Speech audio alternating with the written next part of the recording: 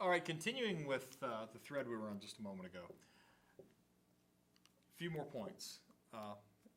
Go ahead and start. Start with your tuning idea. Okay, so one thing that threw me for a loop when I first started playing this instrument was how in the world do you tune this thing, and how in the world do you keep it in tune? And one thing I'm thankful to say is, as I've played for several years now, tuning does get easier, and it gets quicker. It just takes doing it. And the more you tune, the more you get used to it, you'll start to figure out shortcuts and find things that work and don't work. For your instrument. Yeah, every instrument is different. Yeah. And the more you tune, the better your instrument stays in tune. Yeah, absolutely. That sounds kind of silly to say that, but it is true, though. If you don't let it go a long time, it'll be easier to get it in tune. So I think overall it takes less time. Yeah. Yeah. All right. Another thing that I wish that I had known about when I first started playing was what chords are and how they're used. Oh, goodness, yes. Yeah. You were saying just a minute ago, a good idea is to, whenever you learn a song, don't learn just the melody, but also learn the chords with it. Really do that.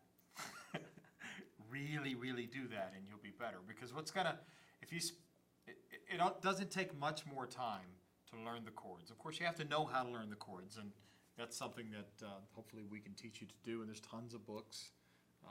People are teaching that all the time, but yeah. It's very important because later, when you want to take the song and do something else with it, you need to know those chords. Even if the something else is just play a very simple backup so someone else can play the melody, and you have more fun in a jam session. Yeah, absolutely. So as far as learning the chords, I mean, there are a few ways to approach it, and this video isn't for that purpose specifically, but I think it's good to be able to recognize chords just by their name, calling out a G chord or a D chord or something.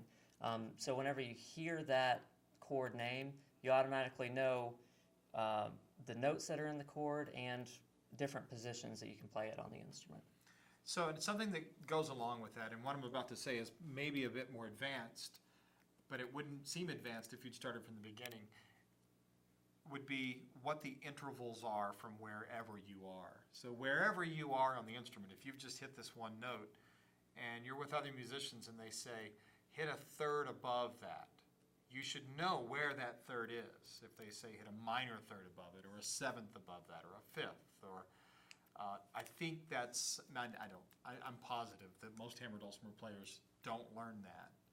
And it makes it hard for us to play with other musicians, quite honestly, because it's just the language of music. Yeah.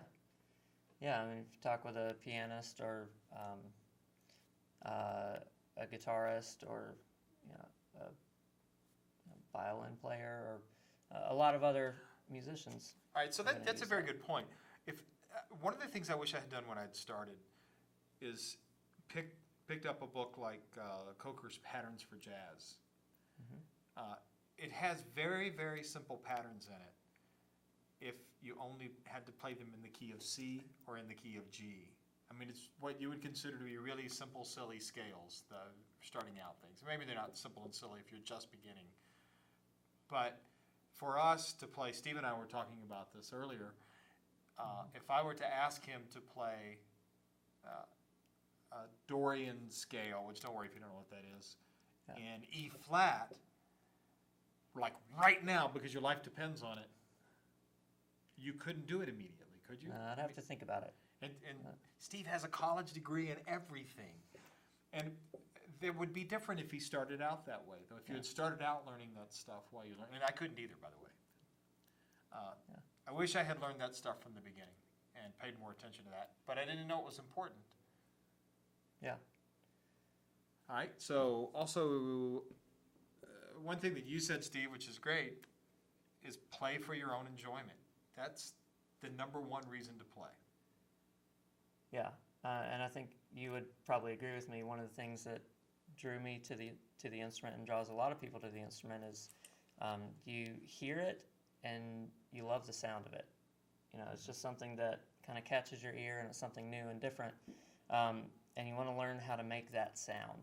And for me, one of my favorite things to do when I go to practice is I'll have an idea of some specific goals I want to accomplish in my practice, but I'll also try to spend some time just playing the instrument and just enjoying what I'm doing, and a lot of times that comes up with new ideas for writing songs or new arrangements of different tunes I already play.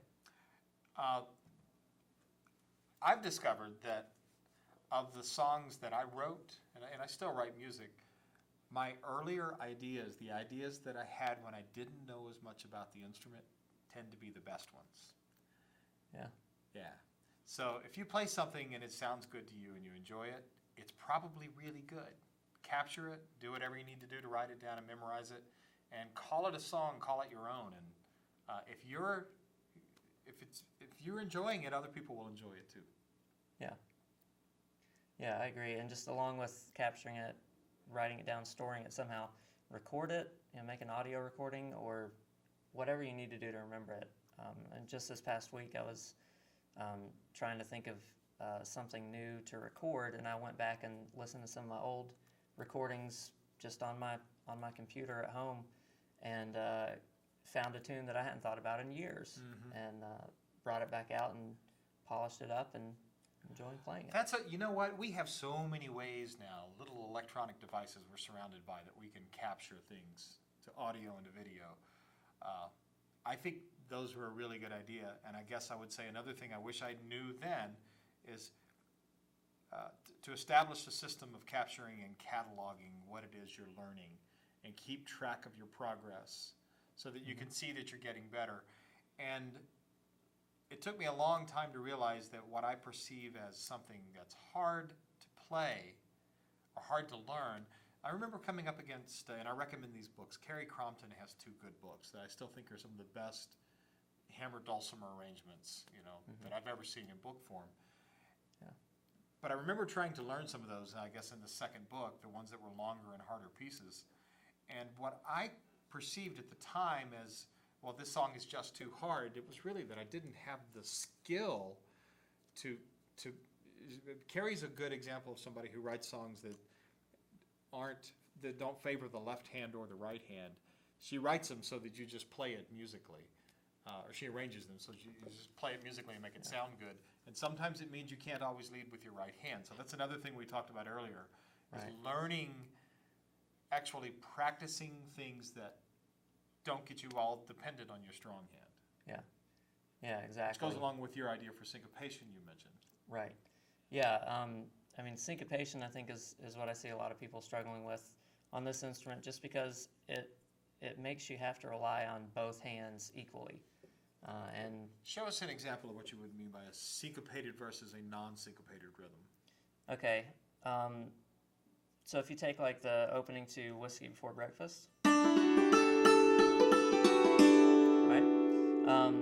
That's all of the accents I was doing with the right hand. You could take that, and if you add some syncopation, put some accents in the left hand, you're still alternating your hands, but if you put accents in different places, you start to have a different feel. And so that's just a simple example. Something that I've been working on lately is take a song like Pig Ankle Rag, which you might play right, left, right, left, right, left. That if I learn to do it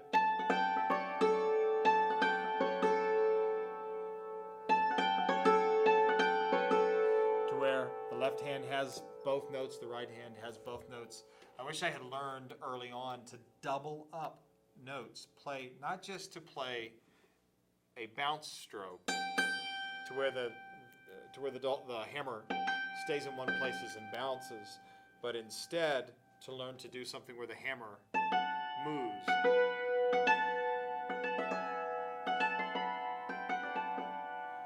To bounce the hammer around and move as I was playing. I wish I had learned that early on.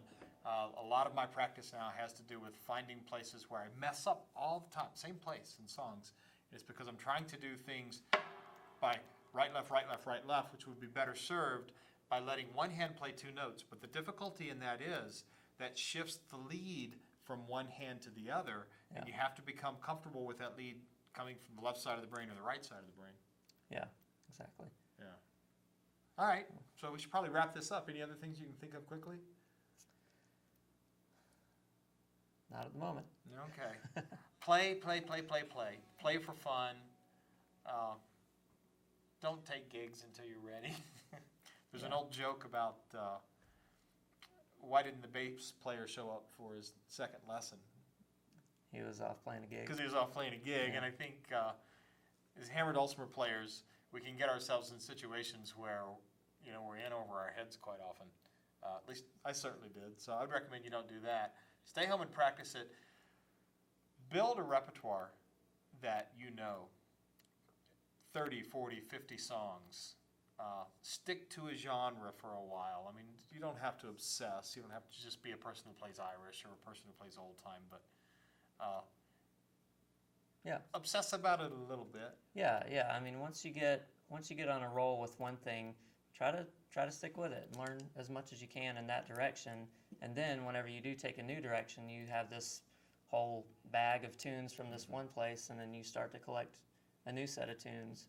And then as you go on with your playing, you've got all these different pockets of tunes that you can use in a lot of different settings.